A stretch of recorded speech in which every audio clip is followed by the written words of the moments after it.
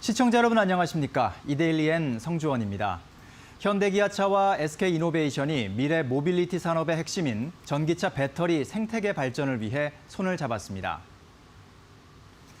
현대기아차와 SK이노베이션은 전기차 배터리 판매와 배터리 관리 서비스, 재사용, 재활용 등 다양한 분야에서 협업한다고 밝혔습니다. 이는 국내 완성차 업체와 배터리 제조사 간 첫 구체적인 협업 사례입니다. 향후 양 그룹 관계사들이 보유한 다양한 분야의 사업 인프라, 역량을 결합해 전기차 배터리는 물론 관련 산업 확대에도 적극적으로 노력한다는 계획입니다.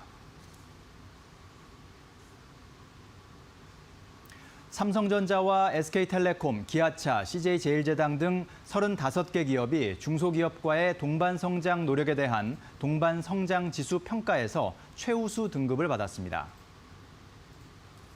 동반성장위원회는 오늘 2019년도 동반성장지수 평가 결과를 확정해 이같이 발표했습니다. 동반성장위원회는 올해 코로나19 확산에 따른 위기 상황에서 동반성장지수의 코로나19 지원 실적을 평가했으며 내년에도 중소기업과 지역사회에 대한 대기업의 기여도를 반영할 예정입니다. LNG선과 초대형 에탄 운반선 발주 재개에 힘입어 우리나라가 2개월 연속 세계 선박 수주 1위를 차지했습니다.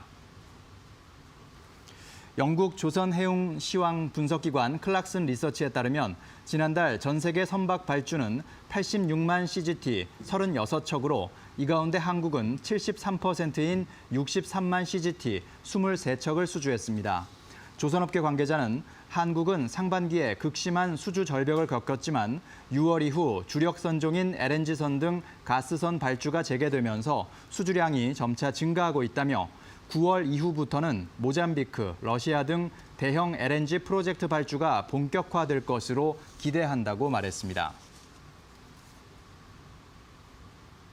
KT는 코로나19 확산 여파로 원격 수업이 늘어남에 따라 온라인 교육 플랫폼을 구축했다고 밝혔습니다. 기존에는 원격 수업 도구가 기능별로 나뉘어 있어 여러 플랫폼과 서비스를 혼합해 사용해야 했지만 이 플랫폼을 이용하면 학사 전반을 하나의 플랫폼으로 한 번에 해결할 수 있다는 것이 KT의 설명입니다. KT는 올해 2학기 서울 11개 초등학교를 대상으로 온라인 교육 플랫폼 시범 서비스를 마친 후 내년에 본격 상용화를 추진한다는 계획입니다. 창립 50주년을 맞은 인테리어 전문 기업 한샘이 스마트홈, 스마트시티 기업으로의 도약을 새로운 비전으로 내놨습니다. 한샘은 디지털 기술과 온라인 플랫폼을 결합해 매출 10조 원을 달성하고 가전과 IT 기술을 결합한 비즈니스 모델을 구축한다는 목표와 계획을 밝혔습니다. 강승수 한샘 회장은 미래 50년에는 스마트홈과 스마트시티를 통해 주거 환경을 개선해 인류 발전에 공헌한다는 창업 정신을 실현해 나가겠다고 말했습니다.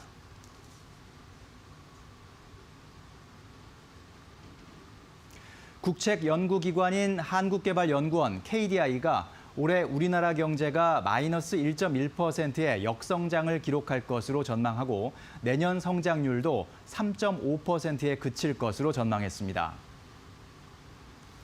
KDI는 오늘 이 같은 내용의 수정 경제 전망을 발표했습니다. 이번 전망치는 지난 5월 제시했던 것보다 각각 1.3%포인트, 0.4%포인트 낮춘 것으로 코로나19 재확산 영향으로 경기 하락폭이 더 커지고 경기 회복이 지연될 가능성이 커진 점을 반영했습니다. KDI는 사회적 거리 두기가 3단계로 진행된다면 성장률은 더 하락할 것이라고 덧붙였습니다. 지금까지 이데일리엔 성주원이었습니다. 이어서 간추린 소식 전해드립니다.